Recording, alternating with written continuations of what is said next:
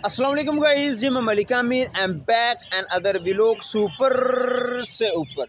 आज का मेरा व्लॉग सबसे बेस्ट होने वाला है क्योंकि आज के व्लॉग में आपको मैं बताने वाला हूं कि पाकिस्तान का कौमी तराना किस शायर ने लिखा और उसकी आखिरी आरामगाह किस जगह पर है और पाकिस्तान ने ये कौमी तराना कब सुना था। आपको आज के व्लॉग में मैं बताने वाला हूं। फिर उसके बाद हम जाएंगे मीनार पाकिस्तान की तरफ। तो जल्दी से जो हमारे दोस्त हमारे चैनल के ऊपर नए आने वाले हैं तो वो जल्दी से हमारे चैनल को सब्सक्राइब कर लें और बेल आइकॉन को दबा दें क्योंकि मज़ीद आने वाली वीडियो आप तक बआसानी पहुंचती रहे।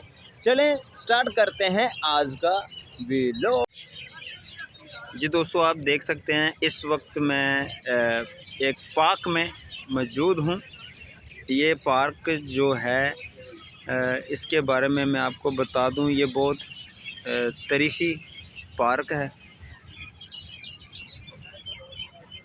ये बहुत तारीख़ी पार्क है। ये 1940 से पहले इसे मिंटो पार्क कहा जाता था।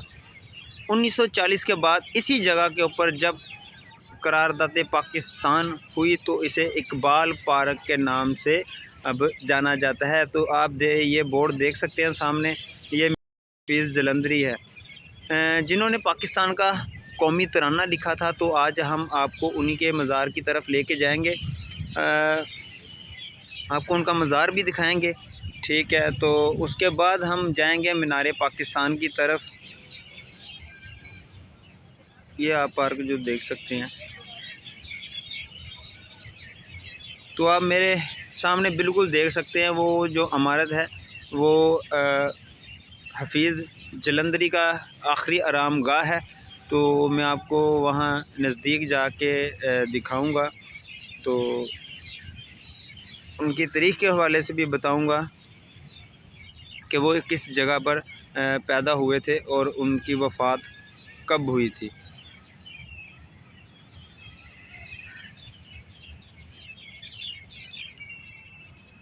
जी दोस्तों, ये जो रास्ता आप देख रहे हैं ये हफीज़ जलंधरी की मज़ार की तरफ जाता है।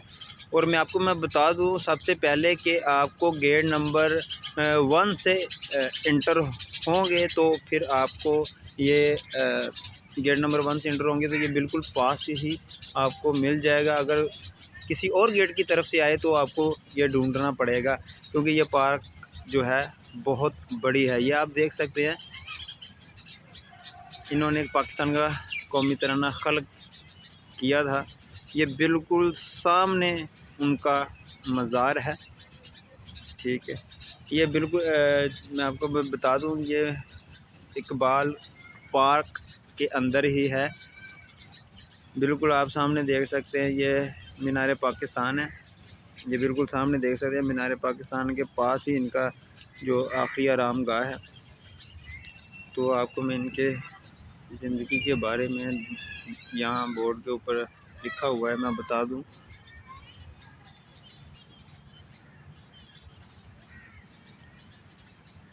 ये उनकी ज़िंदगी की बारे में यहाँ लिखा हुआ है।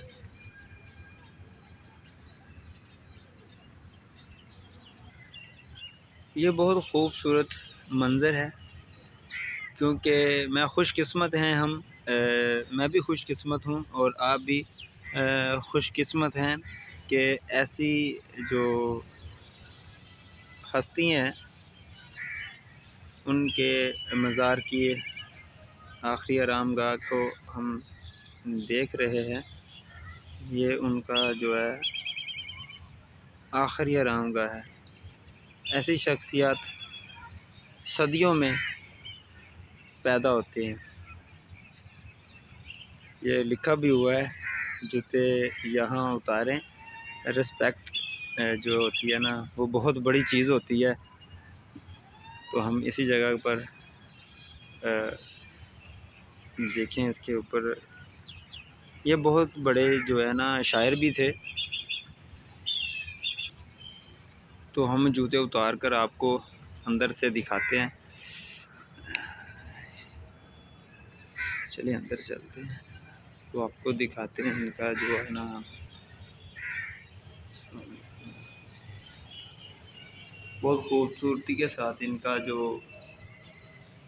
अंदरूनी मंज़र है आप देख रहे हैं।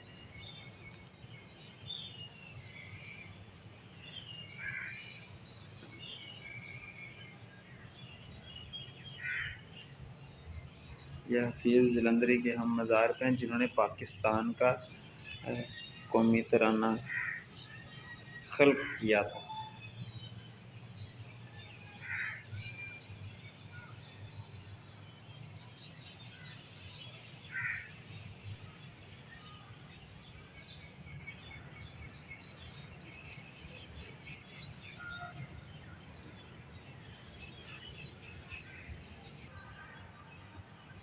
ये है भाई वो शख्सियात जिनने पाकिस्तान का कौमी तराना लिखा था।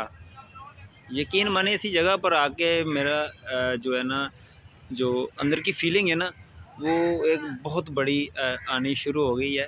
तो ये जो हम आपको वीडियो बनाकर बता रहे हैं तो ये बच्चों को इसके बारे में आप ज़रूर बताएं, इस वीडियो को देखें भी और ज़्यादा से ज़्यादा शेयर भी किया करें। तो आप देख सकते हैं कि और भी ऐसी शख्सियत हैं जिनके बारे में आपको हम बताएंगे। तो गाइज़ आप मेरे पीछे देख सकते हैं उस शख्सियत की आखिरी आरामगाह। तो मैं आपको बता दूं कि ये 1949 में म्यूज़िक के ऊपर पहली मरतबा ये पाकिस्तान का कौमी तराना बना था। 1 मिनट 20 सेकंड का पाकिस्तान का कौमी तराना था। फिर 1952 में पाकिस्तान का जो कौमी तराना है हफीज़ जलंधरी के वर्षे में आया था। तो इन्होंने 2 साल की मुद्दत में इसे कंप्लीट किया। जो 720 हरूफ बनते हैं। तो 1954 में ये पाकिस्तान रेडियो के जो है उसके ज़रिए पाकिस्तान का कौमी तराना पब्लिक में नशर हुआ। तो ये आज का मेरा व्लॉग था। तो नेक्स्ट आपको मैं इससे भी आगे बताने वाला हूँ। फिर हम जाएंगे मीनार पाकिस्तान की तरफ। तो इससे पहले हमारे चैनल को सब्सक्राइब करें और बेल आइकन को दबा दें।